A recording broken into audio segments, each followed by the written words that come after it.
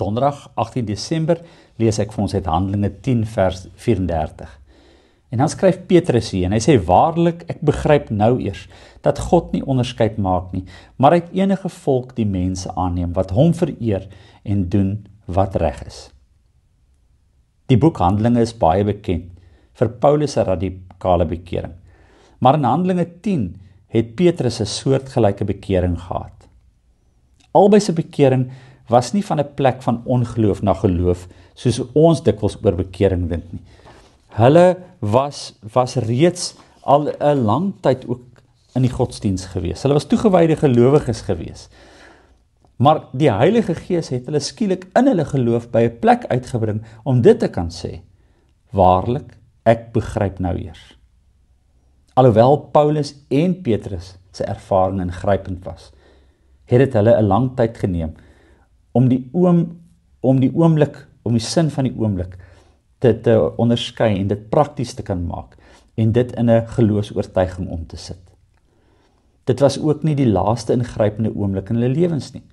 Daar sou nog vele kom wat hulle op die punt bring om te kan bely, waarlik, ek begryp nou eers. Die nuwe mens waarvan Paulus in 2 Korintiërs met ons oor praat, gaan nie net oor een oomblik nie, maar volgens Paulus in 2 Korintiërs 5 vers 18, oor God wat voortdurend in ons werk en ons by plekke van versoening uitbring. Dan gaan die wonder van bekering skielik nie net meer oor wat in my gelewe gebeur en wat God daarin verander nie, maar ook dit wat God deur my lewe kan verander. By watter waarlike moment het die Here jou onlangs by uitgebring? Om te sê, waarlik, ek begryp nou eers. Neem tyd om dit goed te onderskei en hoe die Here daardeur besig is om jou te roep. Kom ons bid saam. Here ons God, U is die een wat ons oë oopmaak. U bring ons tot daardie heilige oomblikke waar ons skielik sien wat ons nog nooit raak gesien het nie. Waar U waarheid deurbreek soos lig wat in 'n donker kamer val. Dankie dat U, net soos Petrus en Paulus, ons lei tot insig. Insig oor U hart, insig oor ander mense, oor onsself.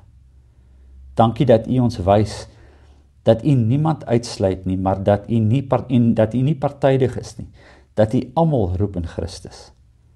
Vader, maak ons lewendig vir die Gees, sodat wanneer die oomblik van insig kom, ons dit sal herken en ons lewens sal verander in gehoorsaamheid aan U wil. Amen.